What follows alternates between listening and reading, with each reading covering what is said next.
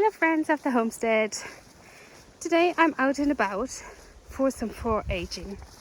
Now I've just recently started my foraging journey, I should say. So learning on, what I can forage and whatnot. And I am actually down this road for the first time today to figure out what's out here. Autumn is an absolutely great time for foraging. We have now the beginning of September, and here in Ireland we have the hedges full of blackberries, full of sloes, so from the blackthorn, then hawthorn berries. I've seen a couple of rose hips already, and yeah, the hedgerows are just full. Now this one looks like it has been carnaged. They've just looks like they just cut the hedges on the side, so I think I'm a few days too late, but there's still a little bit there. I already have a small bag full of goodies. I've been out with my friend earlier to a different spot where we found a lot of berries, so they're at home, but I wasn't quite happy with the amount of hawthorn berries I picked. Look, these are hawthorn berries. They can't be eaten raw, so you have to cook them. But they make lovely jellies and syrups and jams, and you can also make hawthorn ketchup.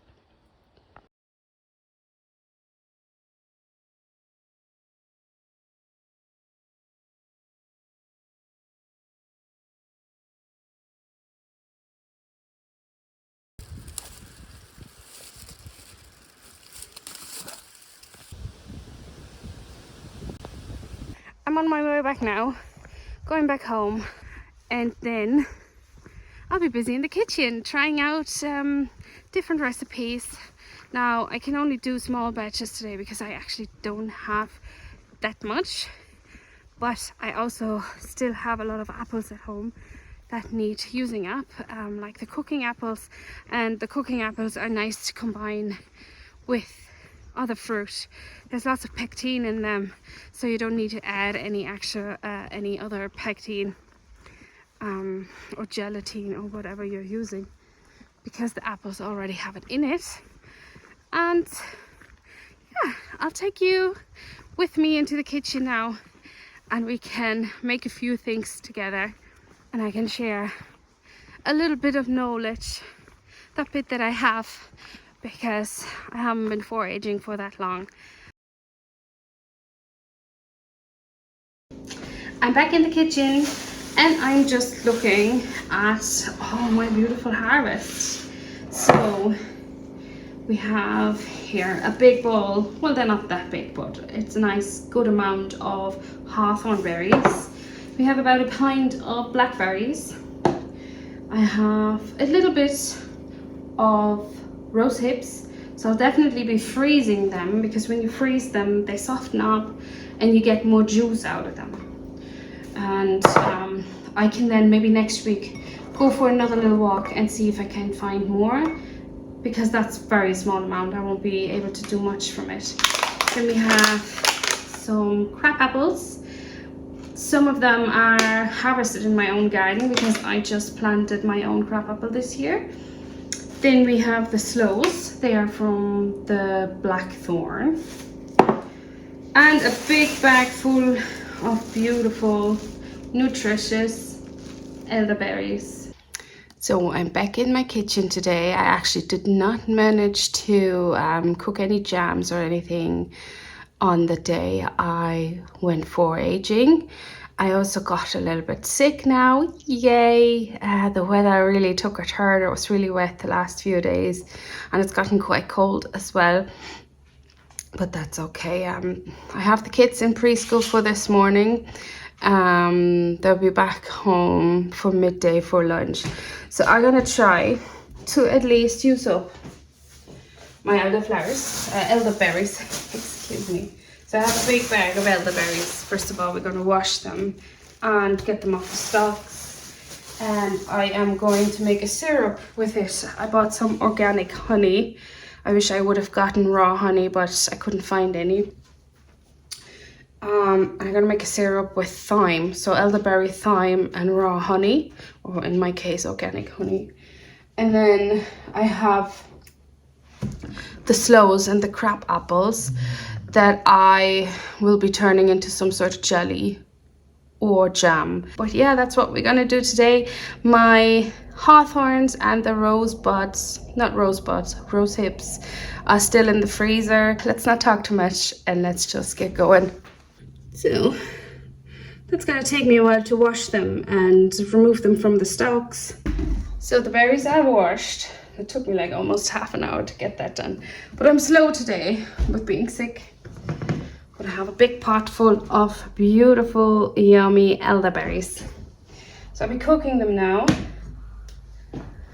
And I'm gonna add some sprigs of thyme to cook with it.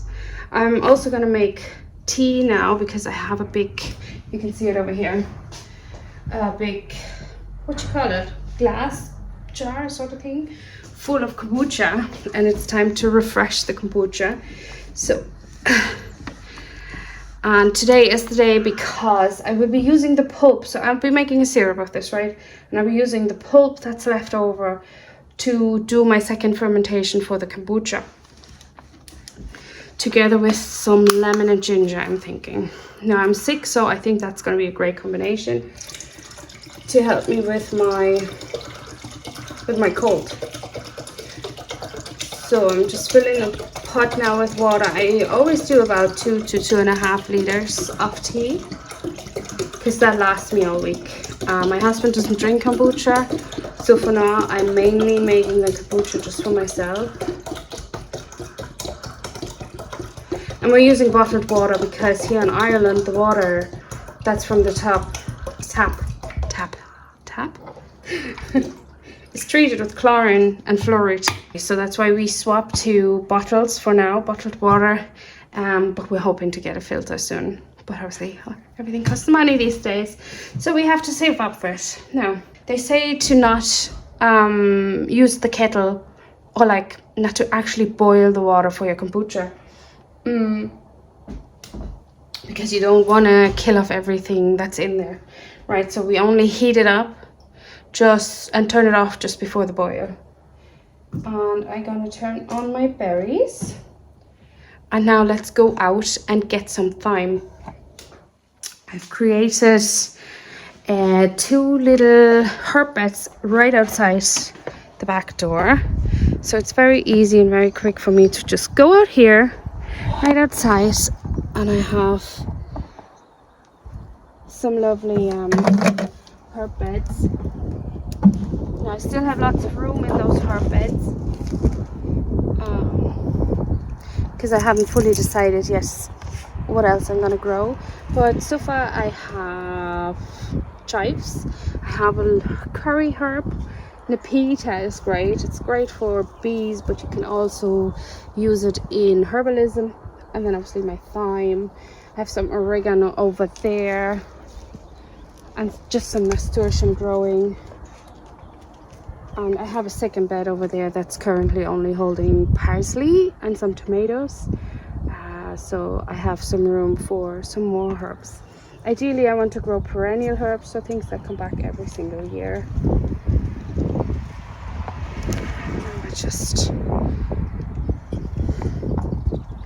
Just picking a few sprigs of thyme. It smells so good.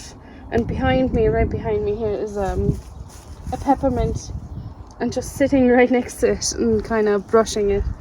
The smell, oh, it's just so good. So good. Now the thyme has been the best so far. The one that I use the most. I constantly pick on it. I used it before for kombucha. I like making fresh tea out of it when we're sick. I think that's loads actually already. So yeah, just a bundle of fresh thyme, and it's so good. And I could imagine it tastes very good with the sweetness of the honey and the elderberries. Yeah. I'm gonna try not to throw the woody parts in it. I'm just kind of ripping off the leaves. If a few twigs are in there, I don't think that matters. I'm gonna strain that anyway. Put it through a sieve or a muslin cloth or something. Now that's a lot of thyme, but I always find if I don't use enough thyme, you barely taste it. I do want to taste it. I want to be able to have the flavor in it. Obviously all the goodness of the thyme as well. Thyme is medicinal. You can put the flowers in as well. My thyme is currently still full of flowers, and that's perfectly fine. The flowers are supposed to be milder in taste than the leaves. It's the same as with oregano. So I have a good bit of water in it as well, just to make sure the berries don't burn on the bottom. We're going to keep stirring now. It's boiling already. I'm going to turn it down a little bit because I want to avoid any burning on the bottom of the pot. And we're going to let it sit for a little bit. I'm going to probably take the potato masher to it and mash it a little to get the juice out of the berries. And then we add the honey later. So just waiting for the water here for the kombucha to... Yeah, it's getting quite hot now.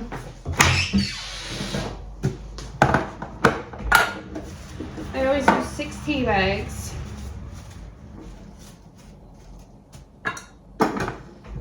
For about 2 to 2.5 liters what I'm making.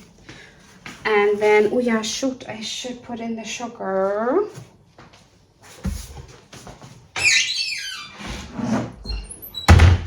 So there's a range that you can find online for your kombucha. Obviously you do it to your personal taste. So I won't be adding too much sugar. Probably about 150 grams of sugar max.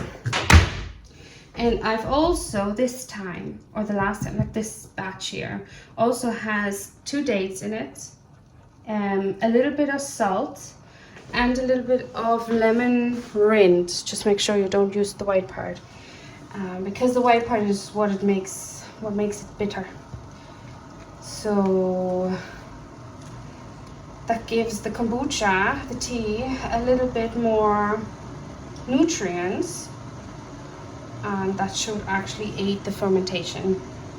And I noticed that the first few days I have this little lid on top. It's like a rubber lid.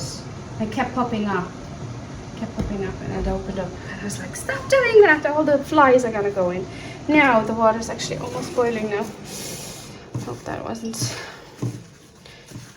too hot now. So I'm gonna put in the tea, and I put on a timer to 15 minutes. You don't want to over steep the tea, so I always leave it in for 15 minutes, then take the tea bags out and then let the tea cool to room temperature before I even start my second fermentation. Looking good in here. And we just mash it a little, as I said, to get out all the juices of the berries. So while I'm waiting now for this to steep for a little while and to cool down, I'm going to take care of my crab apples. First of all, we're going to wash them. And we're gonna get rid of the little stalks on it. So I have my crab apples washed, and I think I'm gonna start cooking them. I'm running out of pots. My tea is ready for the kombucha. It just needs to cool down now. And I'm actually gonna add in the sloes as well. So I have to wash them real quick and I cook them together. So I used the apples as well as the sloes full, so I didn't cut them, I did not peel them in any way. With the crab apples, obviously they're very small, so it would be very tedious to peel them, but the skin of the apples, they hold a lot of pectin, and we want that pectin in order to get a nice jelly without having to add any additional pectin or gelatin in any way. Also, as with any other apple, the pips inside. They contain a little bit of cyanide, so they shouldn't be over-consumed. I'm making a jelly now, so all I'm gonna use is the liquid from it. I'm excited for the syrup. Have I mentioned I've never made this before? So I don't know if that's even going to taste good, but I think it will because it's all components that I like, and I think it's going to be nice. The slows are going to be interesting. I only know slow schnapps or slow liquor from Germany, but I've never actually eaten anything with slows in it, and I don't think I've ever had crab apple jam either. So it's gonna be interesting, new flavors, but that's how we learn about it, right? That's how we figure out if we like it. I mean, I have 2 crabapple trees in the garden now, so I better be liking it. Okay, hold on. This is gonna break down while I cook it. Oh, you see the apples are already breaking down. Lovely.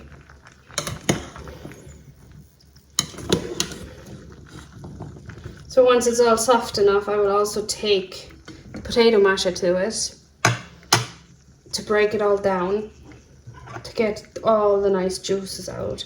And then once we've strained it, we can use the liquid and put sugar in and turn it into a jelly. I decided now to make 1 bottle of kombucha with some blackberries because I completely forgot that I have a pint of blackberries as well. So I'm using up some of them for a kombucha, and I also decided I'm gonna make a chung out of it. If you don't know what a chung is a Korean fruit syrup. So what you're basically doing is you put those fruit into a jar and you fill it with sugar. So you're gonna kind of layer it, and the fruit needs to be covered fully in the sugar, and then you put it aside and you let it kind of, you know, the sugar is gonna take out the juices from the fruit and it's gonna create that beautiful kind of syrup. And once, I think it takes about a week. It depends on the fruit and obviously on the on your surroundings. And it's a light fermentation that goes on in there, but not really a lot, because there's obviously a lot of sugar in it. So you take 1 part fruit and 1 part sugar, so it's 1 to 1, and it creates this beautiful syrup. I used chunks before for the second fermentation of the kombucha. That was really nice. I have a grape chung in my fridge still, and it's a lovely way of making syrup, and so simple, very easy, a kind of hands-off approach rather than just cooking and standing here. And it's also, because you don't cook the fruit, you get all the good stuff out of it. Like, the apples are slowly breaking down, whereas the sloes are already pretty much done. So for the second fermentation, I have these bottles. I like the Mutti bottles. They're quite nice, and this was, you get tomato passata in this. So it's like a tomato sauce. And I like using those bottles because they have a wide opening, and I can easily fit in the ginger, and I don't have any trouble getting it out afterwards. So I have 1 bottle, I have a good handful of berries in there. I'm gonna add in a little bit of ginger, fresh grated ginger. It's Kilner jar. It has this little tap here, so I can easily just pull it forward and get out the tea. Before I pour that in, I'm actually gonna take my honey, because that's what I like doing with the second fermentation. Instead of sugar, I add a little bit of honey for the sweetness, and obviously also as the feed for the fermentation process. It should be enough honey and enough lemon juice for the full bottle.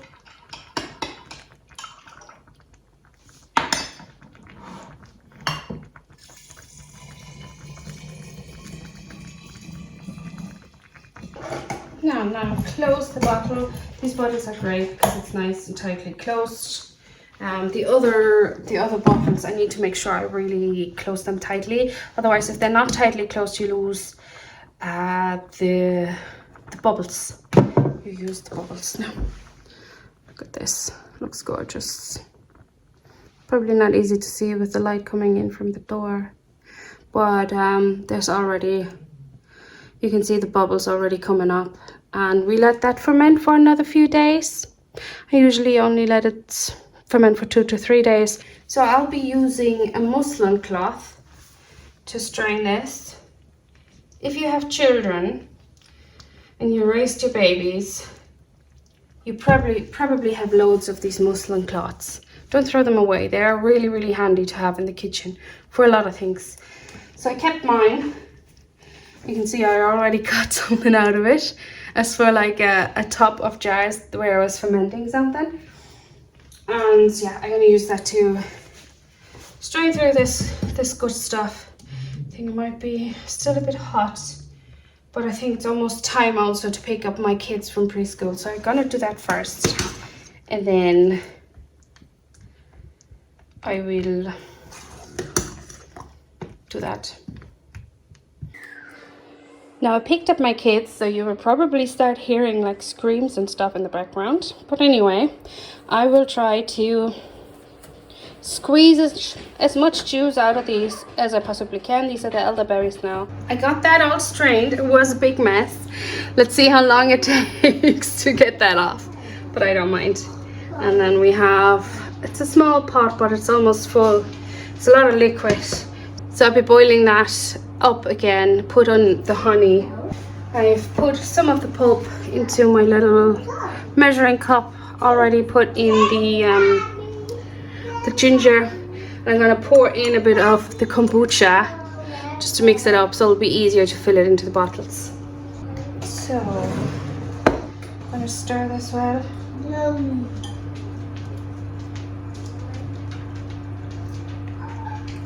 It's a lot of pulp now. Probably a little less would have done as well. That's okay. I'm gonna take a fresh spoon and scoop it into the bottles.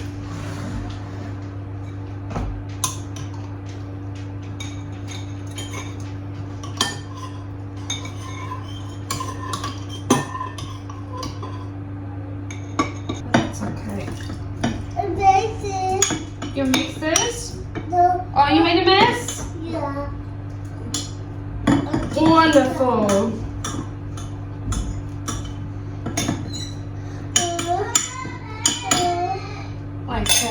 I'm not complaining, but it has been so hard the last few years to get stuff done around here.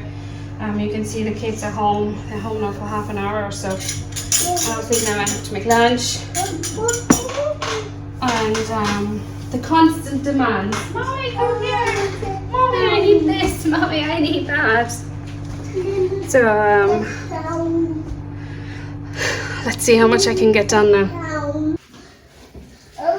And that's at least done now with the kombucha. Look at this colour. It's gorgeous with the elderberries in it. It's nice, and it's all nice and active up here. Sorry about the kids, but there's nothing I can do. It's just the reality of homesteading, because a lot of homesteaders also homeschool their children, and the kids are home all the time. So, Mommy!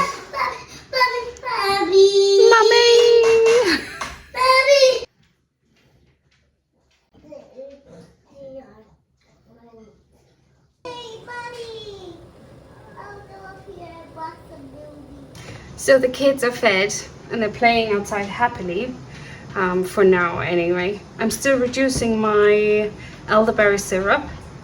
I have my kombucha done, at least something, and I've made a yummy blackberry chung. My syrup is now reduced, so what I'm gonna do is I will be bottling it up.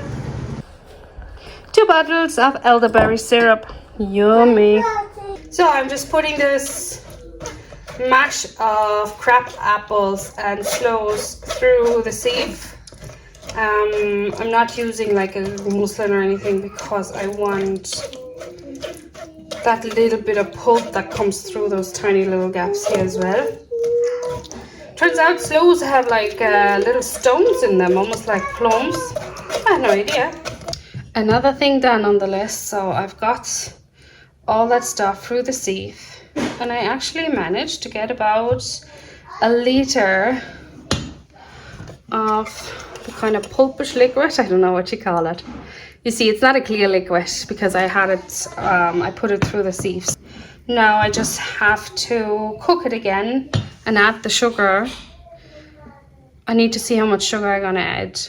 As I said, I have about a litre of this liquidish stuff here. I don't know. I might start with 200 grams, 250 grams of sugar.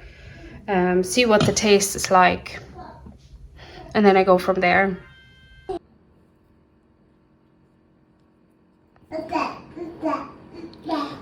I got 3 jars out of this jelly. You can see how jellyish it is. Turned out lovely. Very tasty, very fruity. Delicious. And that's it for today. Thank you for watching. See you next time.